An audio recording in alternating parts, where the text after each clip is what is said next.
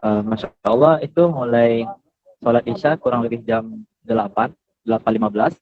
Itu kita baru selesai dengan witir yang ditutup dengan kunut tadi, kisaran jam 11 lewat 15 juga, Ustaz. Assalamualaikum warahmatullahi wabarakatuh, para pemirsa Sabili ID, dimanapun Anda berada, kita kembali dalam podcast Sabili ID. Kemarin kita berbicara banyak bincang-bincang dengan WNI di Jerman, kota Berlin. Hari ini kita akan terbang jauh ke kota suci, kota Nabi Muhammad SAW, itu kota Madinah Al-Munawwarah. Kita akan melihat geliat Ramadan dan bagaimana ciri khas dari iftar yang ada di Masjid An-Nabawi. Telah bersama kita mahasiswa di Madinah, ada Hanif. Assalamualaikum Hanif, gimana kabarnya? Waalaikumsalam warahmatullahi wabarakatuh. Alhamdulillah sehat, Ustaz. Ustaz gimana Alhamdulillah, kabarnya, Ustaz? nampaknya sudah ada di Masjid Nabawi, kelihatan dari posisi antum nih di kamera. Kalau di Indonesia sekarang pukul 22.18.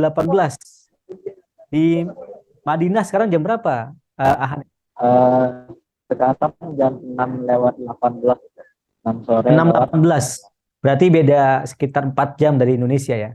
Ya, ini kurang lebih mungkin sekitar 30 menit menjelang berbuka puasa ya. Jadi kondisi di sana sudah mulai ramai. Dan juga kita bisa melihat bagaimana udah banyak persiapan untuk buka puasa. Kabarnya juga sudah lama ya, Hanif ada di kota Nabi SAW. Alhamdulillah sekarang udah masuk, karena kami di Madinah memakai sistem catur bulan. Jadi anak sekarang lagi semester 8 dari 12. Baik, berarti sekarang di CAU 8 dari 12 CAU ya. Di sana menggunakan konsep atau sistem CAU ya, bukan semester. Berarti, Antum sudah sekitar hampir 3 tahun ya di kota Madinah ya. Mungkin bisa diceritakan bagaimana pengalaman Antum selama di Madinah, baik itu di hari-hari biasa ataupun khusus di bulan Ramadan.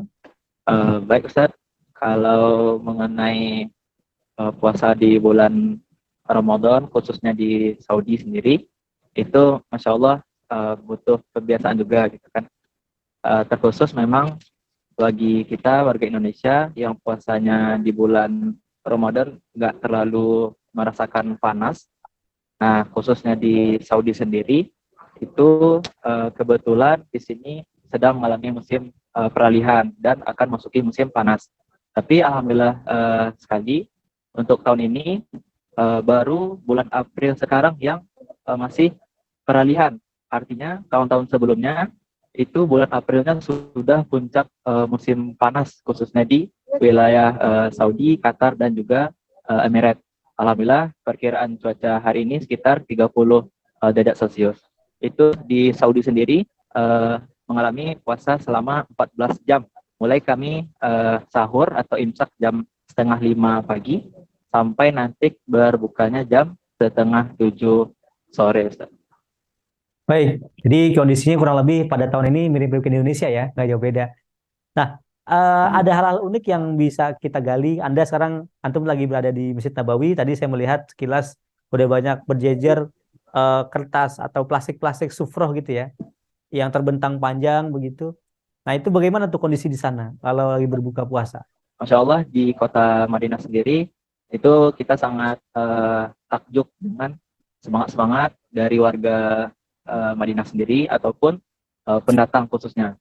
Karena memang kita ketahui kalau di wilayah kita Indonesia, kita yang berusaha untuk mencari perbukaan atau takjil di sore hari. Nah, ketika kita berada di Madinah, alhamdulillah malah kita yang berebut orang untuk agar kita berbuka di tempat sufrohnya begitu, Ustaz. Jadi ketika kita datang dan para pendengar Sabili, insya Allah Allah mudahkan datang ke Madinah, itu Amin, amin. kita langsung ditarik-tarik. Artinya mereka sangat bahagia dan sangat berharap agar kita bisa berbuka di sufroh atau hidangan mereka gitu. Nah, inilah mungkin bisa kita terapkan juga. Lain kali kalau ada masjid-masjid di kampung atau di kota-kota kita, bisa kita terapkan juga. Bisa kita hadang atau bahasanya kita tawarkan untuk bisa berbuka bersama di masjid komplek kita masing-masing. Nah, ini Masya Allah sangat mengharukan karena memang menunya alhamdulillah juga bermacam-macam baik di area sekitar masjid, dalam masjid, ataupun daerah perhotelan. Dan sedikit informasi Ustadz, khusus bagi kami yang mahasiswa Universitas Islam Madinah, itu ada sumbangan atau hadiah dari Abu Turki. Nah, boleh diketahui, Abu Turki ini adalah salah satu donatur terbesar yang dimana kita setiap harinya menerima hidangan berupa al-baik atau sandwich di kampus. Masya Allah, ini adalah penghargaan. Nah, Abu Turki ini boleh dikenal dengan Amir atau putra mahkota Amir Abdul Aziz bin Fahad bin Abdul Aziz Al Saud. Nah, Al Saud ini adalah tanda dari keturunan raja pendiri Arab Saudi. Begitu, Ustaz. Oke. Baik, jadi kita di sana bisa roadshow ya, mau buka puasa di mana nih? Ah, nih tadi Antum sampaikan Iya, kita kan ditarik-tarik kayak artis dadakan gitu ya. Pilih yang mana nih? Albek itu kan ternama di sana untuk makanan ayam bros dan sandwich. Mungkin bisa digambarkan apa aja sih yang ada hidangannya, dihidangin apa aja gitu dalam masjid atau di luar masjid atau di kampus, seperti apa hidangan-hidangan yang disediakan itu? nah, berhubung karena sekarang kita lagi di masjid, hidangan yang disediakan ada makanan ringan berupa, kalau kita di Indonesia mungkin Ustadz kenal sambosa, ini ada rempah-rempah seperti itu. Kemudian ada juga kurma pastinya, roti tamis, dan juga Ustadz, seperti susu yang sudah difermentasi, namanya laban. Nah, kalau laban ini bagi yang ingin mencoba mungkin agak aneh di awal, tapi setelah seminggu sudah ada rasanya, sebulan sudah manis, setahun insya Allah sudah terbiasa.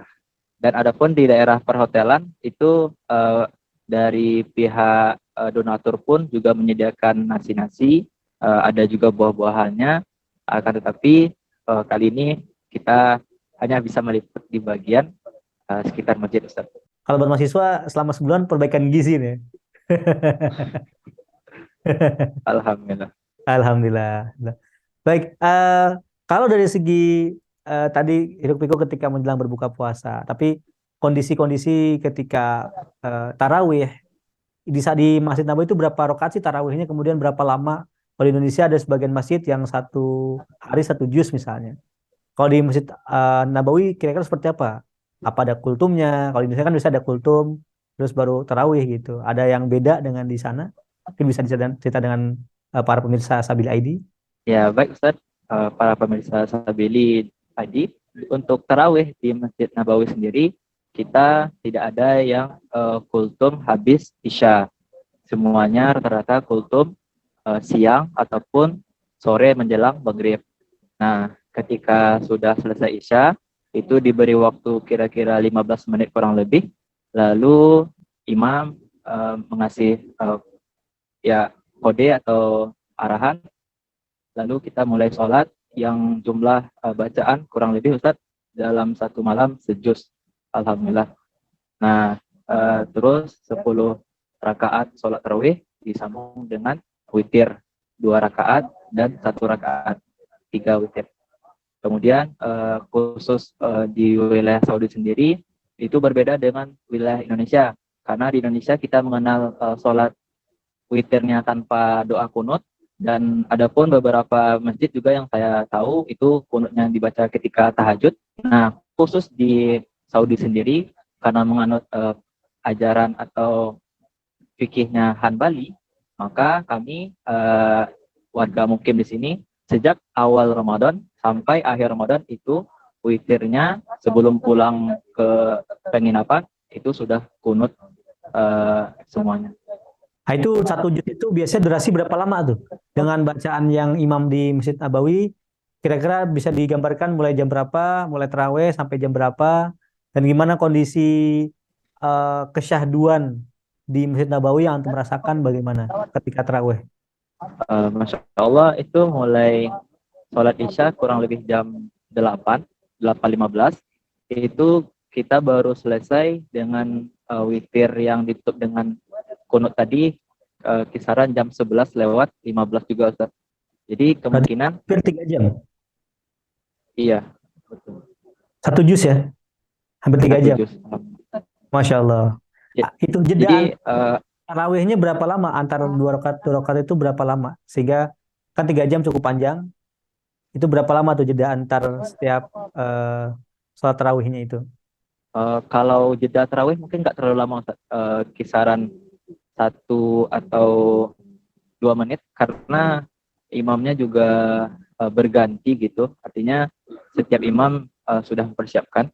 Jadi dalam satu kali pelaksanaan tarawih kita ada 2 imam dan nanti di sholat witir pun imam yang lain juga. Jadi totalnya 3 imam.